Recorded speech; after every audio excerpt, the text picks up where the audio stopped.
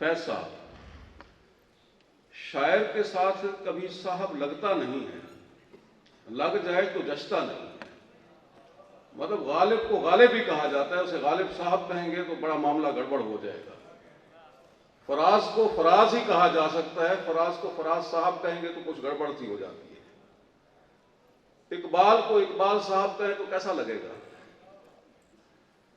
लेकिन फैज वो वाहिद आदमी है जिसे फैज साहब कहे बगैर बनती नहीं।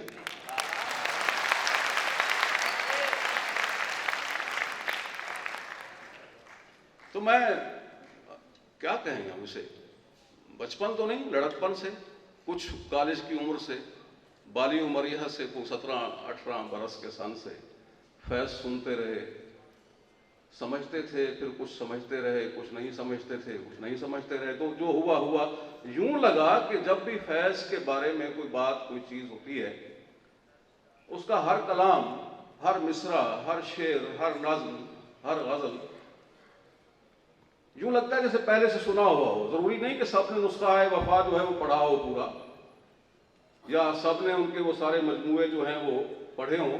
ना भी पढ़े हों तो कहीं कोई मिसरा एक आ जाए तो दूसरा मिसरा खुद ब खुद जहन में आने लगता है कि जैसे ये मुझे पहले से कहीं सुना सुना, आशना आशना सा है। तो फैज साहब का, अच्छा दूसरा इसमें कमाल ये है कि फैज साहब को फैज साहब कहे बिना बात नहीं बनती, और साहब का मेला लगता है। ये कॉन्फ्रेंस नहीं है, ये फैज अदबी मेला है।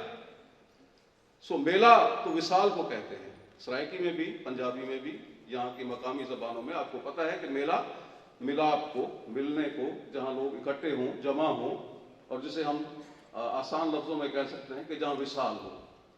सो फैज विसाल का शायर है, अजब आदमी था। अभी मैंने पिछले दिनों पढ़ा कि मलका जो इस वक्त बरतानिया की बैठी हैं, उन्होंने कितनी आलमी जंगें देखी, कितनी वबाएं देखी, कितना कुछ देखा। लेकिन फैज साहब के बारे में तो कहा जा सकता है कि पैदा होते ही को 8 साल के बाद या 4 साल 5 साल के बाद वो एक आलमी जंगे अजीम जिसे हम कहते हैं, जंगे अजीम नहीं होती वैसे, जंग आलमी होती है। जंग को अजमत क्या देनी हमने, वो 1914 में शुरू हो गई, 18 तक वो देखते रहे।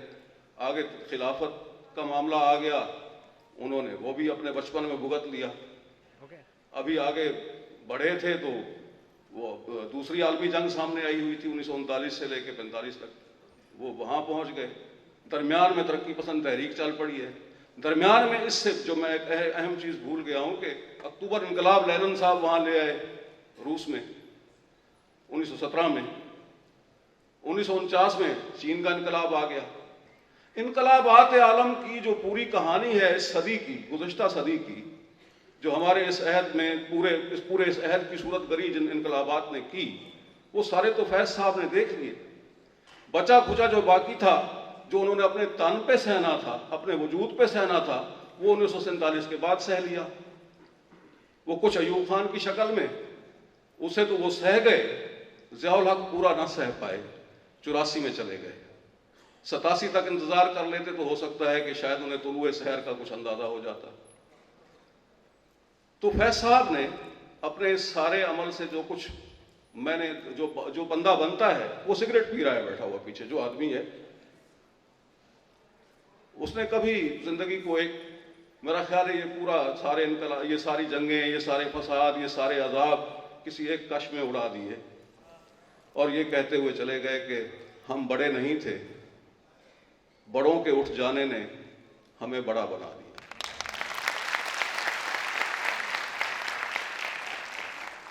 दिले मन मुसाफिर मन, मेरे दिल मेरे मुसाफिर, हुआ फिर से हुक्म सादिर कि वतन बदर हो हम तुम, दे गली गली सदाएं, करें रुख नगर नगर का, कि सुराग कोई पाएं किसी यारे नामा बर का।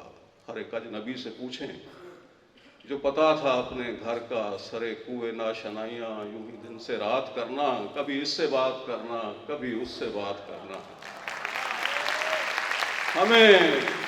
हमें ये भी था गनीमत जो कोई शुमार होता, हमें क्या बुरा था मरना अगर एक बार होता। बहुत शुक्रिया, खुश रहें, सलामत।